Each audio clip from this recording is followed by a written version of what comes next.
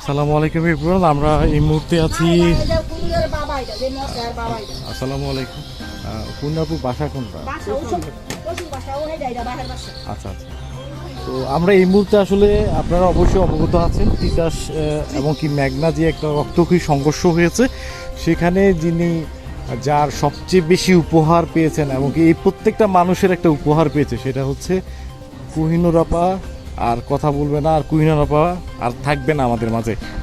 আর কুহিনুর আপাকে যিনি জন্ম দিয়েছেন, জন্মদাতা পিতা আছেন, মা আছেন আমাদের সাথে, এবং কি আসলে কি বলবো বা কি বলা প্রয়োজন এই মুহূর্তে আমার আসলে ভাষায় প্রকাশ করতে পারছি না। তবে আমি আসলে শুনতে চাই তাদের কাছে। ওনার মেয়ে আছে বললেন, আছে বললেন। তাহলে তো কুইনাপুর যে বাসাটা থাকতো, যেটা ওনার শ্বশুর বাড়ি, সেই বাসাটাতে আমরা যাচ্ছি এবং কি সকলে আমাদেরকে সহযোগিতা করছেন যাতে করে হচ্ছে তার বাসাটা আমরা চিনতে পারি এবং কি তার রেখে যাওয়া যে সম্পদ, সন্তান এবং কি বাবা মা, তাদের সাথে একটু কথা বলার জন্য এখানে আসা।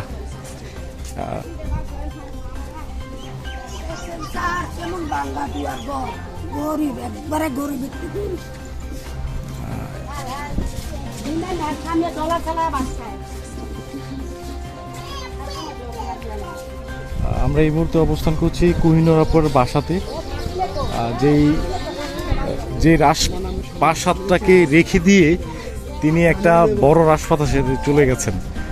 আসলে ওনার এই দুনিয়াতে যে হচ্ছে দালান কোটা, এটা তার কপালে ছিল না, এটা রেখে তিনি চলে গেছেন।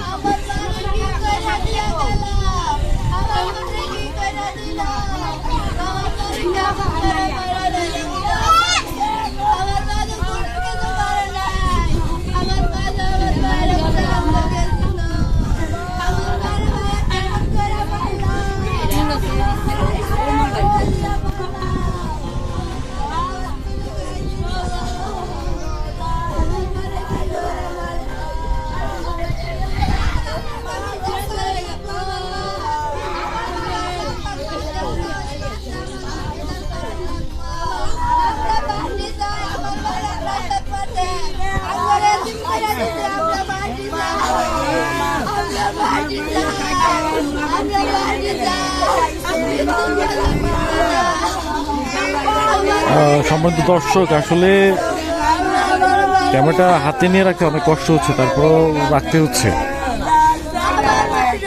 এই কান্নার আওয়াজ হয়তো বা সকলের কানে দিলে সব জায়গাতে পৌঁছাবে। এটার সুষ্ঠু বিচার হোক, আমরা সকলে একই দাবি করি, যাতে সুষ্ঠু বিচারটা হয়।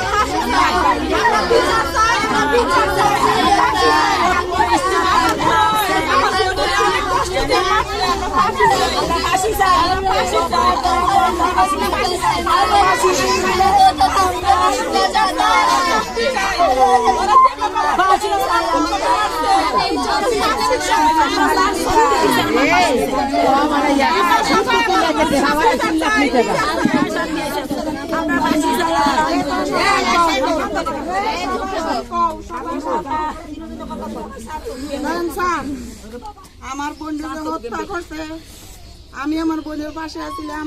আমি ধর্মের আপাটাকে আমি সাইড হয়েছি, আমার তিনজনে ধরছে বেইরা ধরছে মতো। আমি আমার ধর্মের বাপ লাগল তখন তো জীবন ভিক্ষা চাই। আমার বোনকে ফানিত পড়ছে, ফানিত পড়ার সাথে সাথে সেন্দর করে নাম হয়ে গিয়া এমন করে কালার দইরা আমার দইরা হ্যাঁ টাইনা তুলছে। তুলে আমি বাথরুম হাম পাইছি, বাথরুমের থেকে তিনটা হুলাক করে স্যার আমি দিয়ে চাই রয়েছি। একটা চোখ দিয়ে আমি চাই দেখে আমার বললে কি অবস্থা করে আমার জানটা তুমি বাঁচিয়ে দিয়েছি।